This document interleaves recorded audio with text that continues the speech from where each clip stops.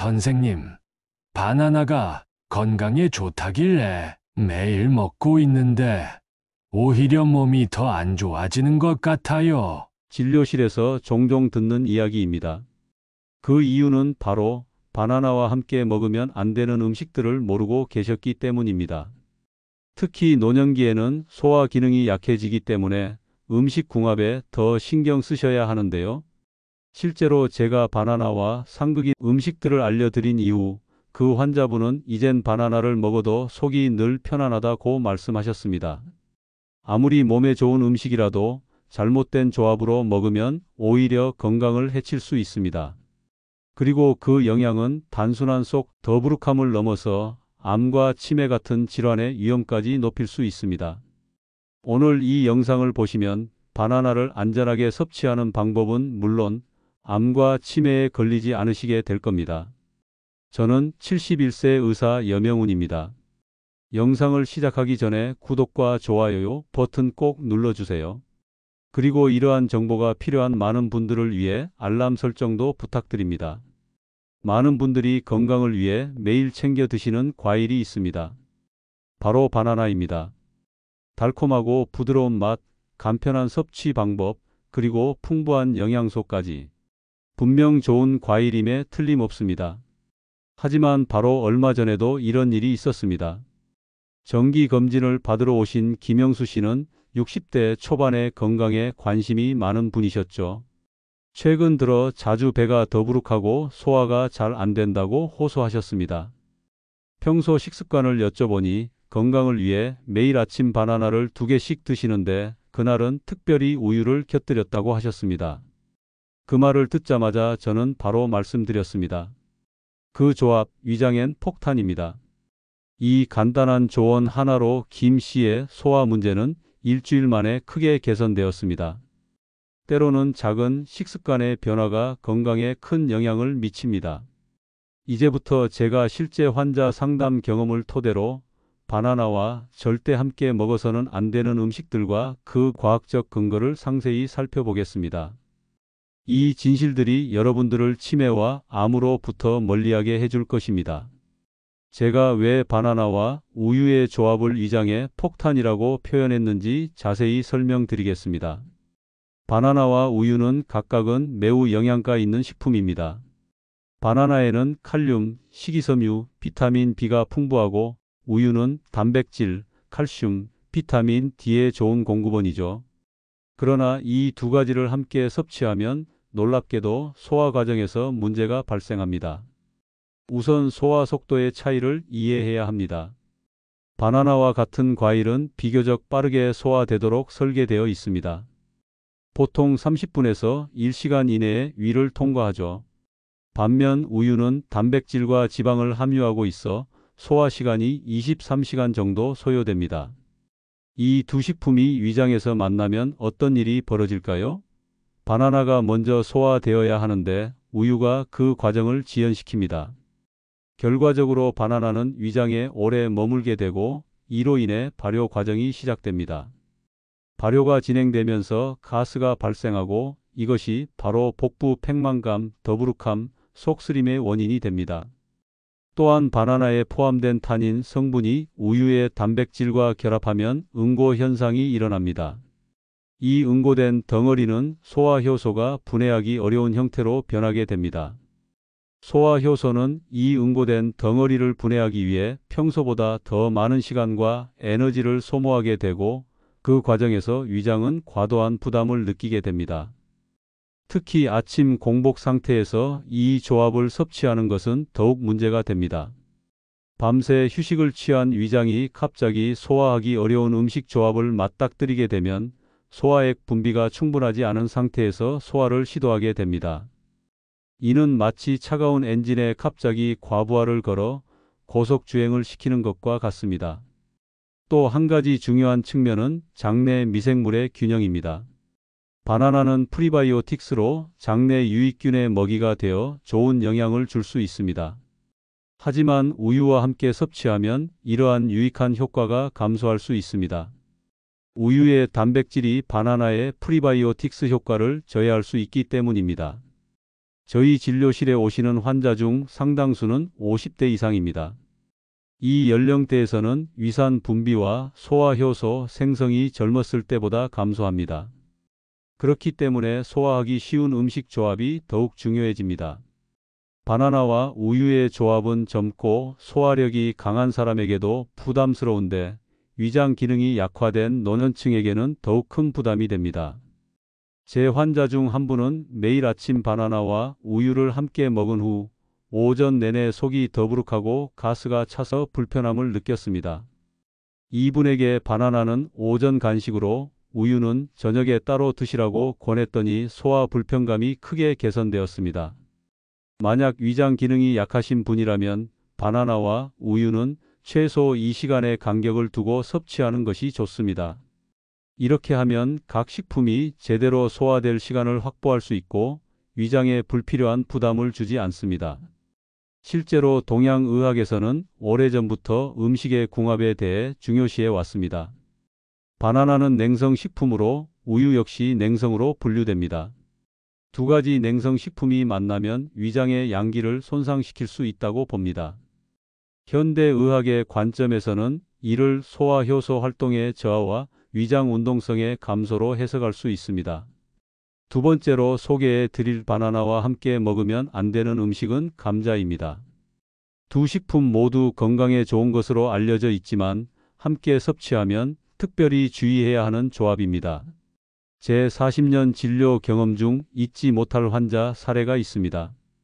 정강호 씨는 65세의 고혈압 환자로 약물 치료를 받고 있었습니다. 그는 건강에 매우 신경 쓰는 분이셨고 특히 혈압 관리를 위해 매일 바나나를 드셨습니다.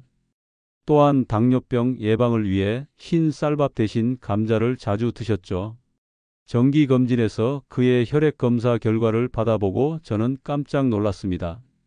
혈중 칼륨 수치가 위험 수준으로 높았던 것입니다. 이후 자세한 상담을 통해 거의 매일 바나나와 감자를 함께 섭취했다는 사실을 알게 되었습니다. 두 식품 모두 칼륨이 풍부한 음식입니다. 건강한 분들에겐 괜찮지만 신장이 약하거나 고혈압약을 드시는 분들에겐 위험할 수 있습니다. 바나나와 감자가 위험한 조합이 되는 주된 이유는 칼륨 과잉 때문입니다. 칼륨은 우리 몸의 세포 기능과 심장 리듬 유지에 필수적인 미네랄입니다. 하지만 과도하게 섭취되면 건강 문제를 일으킬 수 있습니다. 이 둘을 같은 끼니에 함께 먹으면 단번에 많은 양의 칼륨을 섭취하게 됩니다. 건강한 신장 기능을 가진 사람은 여분의 칼륨을 소변을 통해 배출할 수 있습니다. 그러나 신장 기능이 약한 노인이나 이뇨제나 고혈압 약을 복용하는 사람들에게는 이런 급격한 칼륨 섭취가 문제가 될 수 있습니다.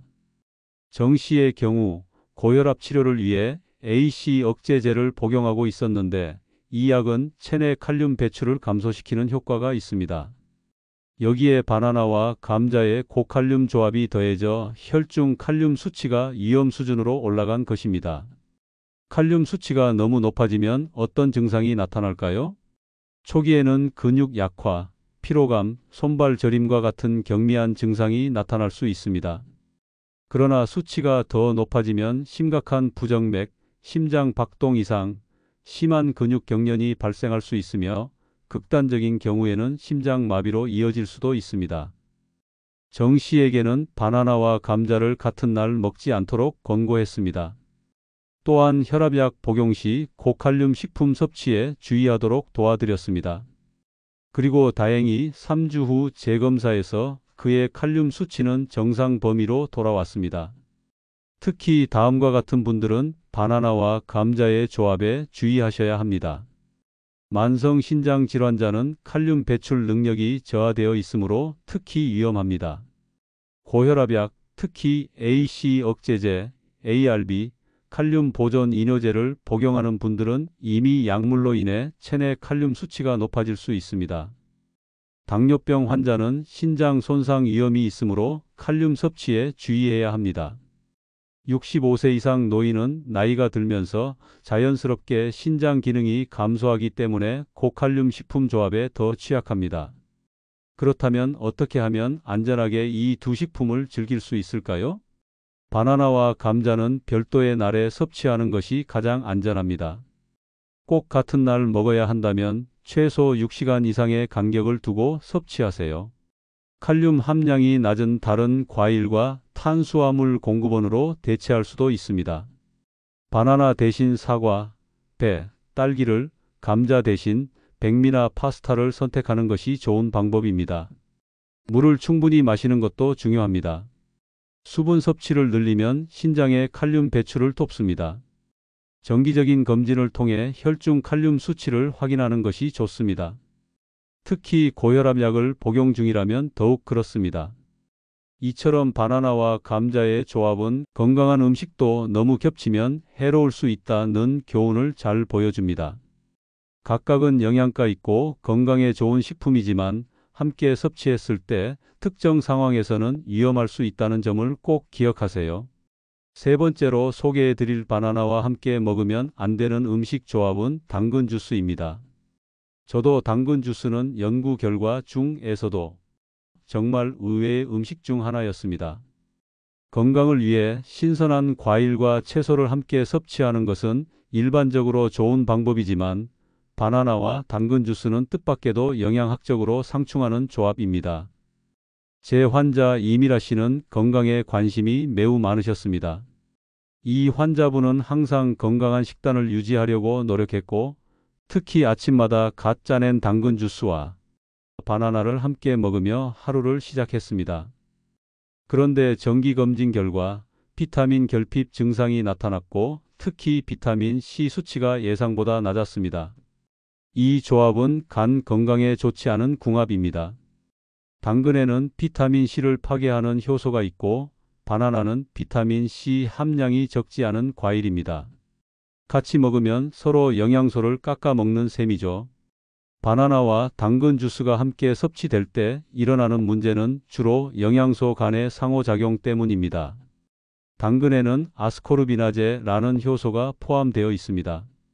이 효소는 비타민 C를 분해하는 특성이 있어 바나나와 다른 과일에 포함된 비타민 C의 생체 이용률을 크게 감소시킵니다. 또한 당근 주스와 바나나는 모두 당 함량이 높은 식품입니다. 두 가지를 함께 섭취하면 한 번에 상당한 양의 단순당을 섭취하게 됩니다.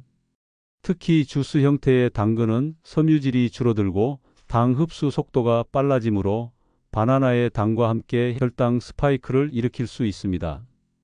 이는 당뇨 위험이 있거나 혈당 조절이 중요한 노년층에게 특히 문제가 될 수 있습니다.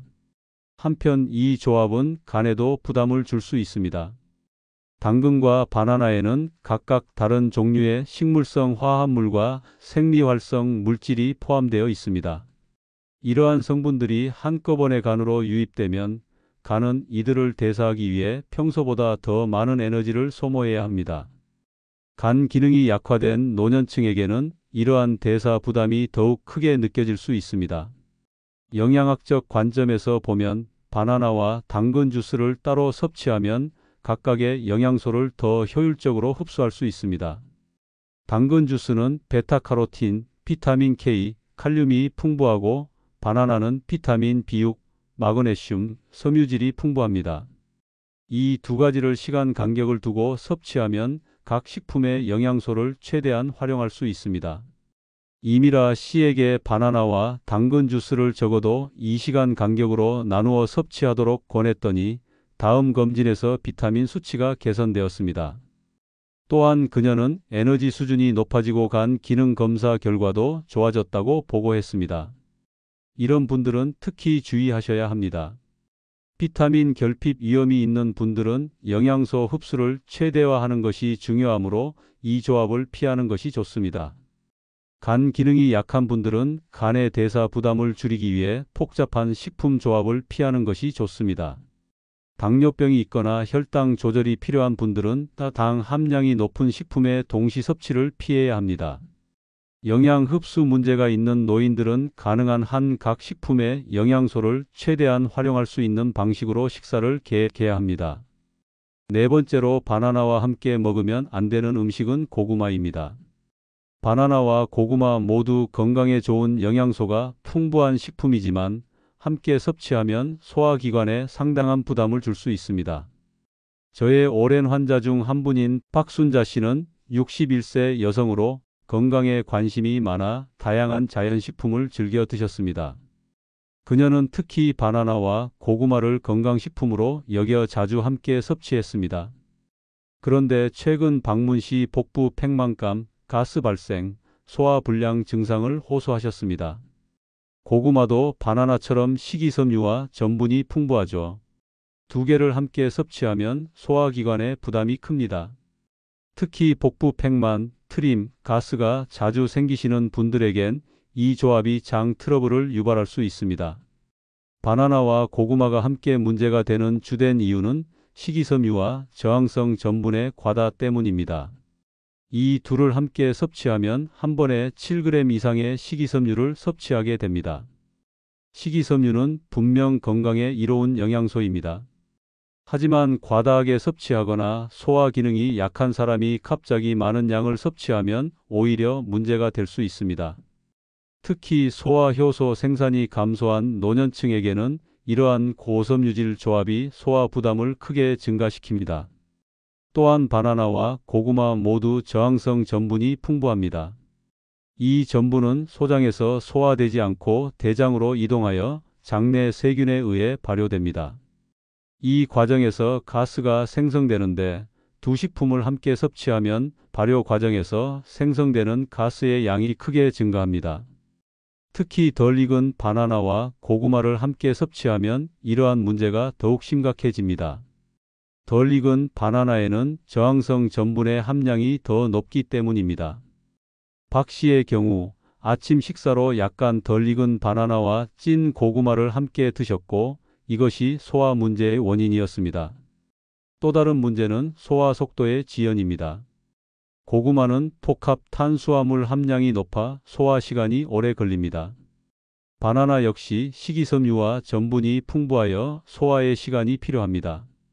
이 두 식품이 위장에서 만나면 소화 시간이 더욱 길어지고 이로 인해 발효가 일어나 가스와 팽만감이 발생합니다. 박 씨에게 바나나와 고구마를 별도의 식사나 간식으로 나누어 섭취하도록 권했습니다. 예를 들어 아침에 바나나, 점심 후 간식으로 고구마와 같이 최소 3시간에서 4시간의 간격을 두고 섭취하도록 조언했습니다. 또한 충분히 익은 바나나를 선택하고 고구마는 찌기보다 구워서 먹도록 추천했습니다. 이러한 변화를 통해 2주 만에 그녀의 소화 문제는 크게 개선되었습니다. 특히 다음과 같은 분들은 바나나와 고구마의 조합에 주의하셔야 합니다. 과민성 대장 증후군 환자는 이 조합에 특히 민감하게 반응할 수 있습니다. 고섬유질 식품의 조합은 과민성 대장 증후군 증상을 악화시킬 수 있습니다. 소화 기능이 약한 노인들은 소화효소 생산이 감소하기 때문에 이러한 고섬유질 조합에 더 취약합니다. 위장관 질환이 있는 분들은 소화에 부담을 주는 식품 조합을 피하는 것이 좋습니다. 가스와 팽만감을 자주 경험하는 분들은 가스를 많이 생성하는 식품 조합에 특히 주의해야 합니다. 건강하게 즐기는 방법은 바나나와 고구마는 최소 3시간에서 4시간의 간격을 두고 섭취하세요. 하루에 다른 시간대에 나누어 먹는 것이 이상적입니다. 완전히 익은 바나나를 선택하세요.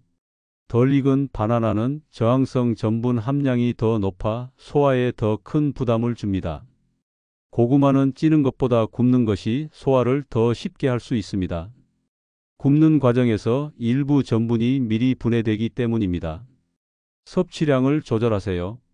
작은 바나나 반 개와 작은 고구마 반 개로 시작하여 소화 상태를 살펴보세요. 충분한 물을 함께 섭취하는 것도 중요합니다. 수분은 식이섬유가 장에서 부드럽게 이동하도록 돕습니다. 간식처럼 드시더라도 양 조절이 꼭 필요합니다. 특히 노년층은 소화 능력이 떨어지므로 건강에 좋은 음식이라도 적정량을 지키는 것이 중요합니다. 바나나와 고구마는 각각 훌륭한 영양 공급원입니다. 바나나는 칼륨, 비타민 B6, 망간이 풍부하고 고구마는 베타카로틴, 비타민 C, 망간, 구리가 풍부합니다. 이 영양소들을 최대한 활용하기 위해서는 적절한 시간 간격을 두고 섭취하는 것이 현명한 방법입니다. 술을 마신 뒤에 바나나를 드시는 분들이 가끔 계십니다. 특히 숙취 해소에 좋다는 이야기를 듣고 바나나를 찾으시는데요. 이 조합은 오히려 건강에 독이 될 수 있습니다. 이종민 씨는 제 오랜 환자 중 한 분으로 58세이셨습니다. 주말마다 친구들과 맥주를 즐긴 후 숙취 해소를 위해 바나나를 챙겨 드셨습니다. 그는 바나나가 건강에 좋고 숙취 해소에도 도움이 된다고 믿었지만 정기검진에서 예상치 못한 결과를 접하게 됐습니다. 간 수치가 정상 범위를 크게 벗어난 것입니다. 알코올을 마시면 간과 신장이 동시에 바빠집니다. 맥주와 같은 알코올은 간에서 분해되는데 이 과정에서 간은 많은 에너지를 소모합니다. 동시에 알코올은 이뇨작용을 촉진해 신장을 자극합니다. 그 상태에서 바나나처럼 칼륨과 마그네슘이 풍부한 과일을 섭취하면 전해질 불균형이 생기면서 심장과 신경계에 부담을 줄 수 있어요. 바나나 한 개에는 약 400에서 450mg이 칼륨이 포함되어 있습니다. 일반적으로 칼륨은 건강에 필수적인 미네랄이지만 알코올 섭취로 체내 수분과 전해질 균형이 깨진 상태에서 갑자기 많은 양의 칼륨이 유입되면 몸은 이를 적절히 처리하지 못할 수 있습니다. 이는 심장 리듬 장애나 근육 약화 같은 문제로 이어질 수 있습니다.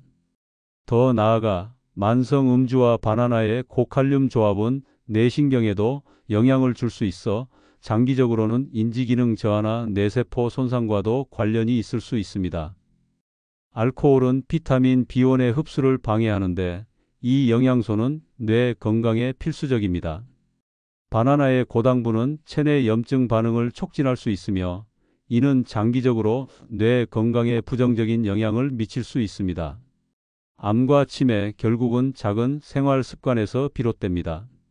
최근 연구들은 만성적인 염증 상태가 다양한 질병의 공통 위험 요소라는 점을 지적하고 있습니다. 알코올과 고당분 식품의 조합은 체내 염증 반응을 촉진할 수 있으며 이는 장기적으로 간 손상이나 인지 기능 저하로 이어질 수 있습니다. 이종민 씨에게 저는 다음과 같은 조언을 드렸습니다. 맥주를 마신 후에는 최소 2시간에서 3시간 기다린 후에 바나나를 드시고 숙취 해소에는 바나나보다 물과 이온 음료가 더 효과적임을 설명했습니다. 또한 평소 알코올 섭취량을 줄이고 간 건강과 뇌 건강에 좋은 식품을 더 많이 섭취하도록 권했습니다. 3개월 후 이종민 씨의 간 수치는 정상 범위로 돌아왔습니다. 그는 이제 맥주를 마실 때 물을 충분히 함께 마시고 숙취 해소에는 바나나 대신 물과 이온 음료를 선택합니다. 또한 전반적인 알코올 섭취량도 줄였습니다. 건강은 거창한 변화보다 이런 작은 습관의 교정에서 시작됩니다. 바나나는 좋은 과일이지만 맥주와 함께 또는 직후에 섭취하는 것은 피하는 것이 좋습니다. 특히 50대 이상이신 분들은 더욱 주의하셔야 합니다. 여러분, 오늘 알려드린 내용이 도움되셨다면 영상 아래 좋아요와 구독 부탁드립니다. 그리고 주변의 소중한 분들에게도 이 정보를 꼭 공유해 주세요. 한 번의 공유가 누군가의 건강을 지킬 수 있습니다. 오늘도 영상을 시청해 주셔서 감사합니다.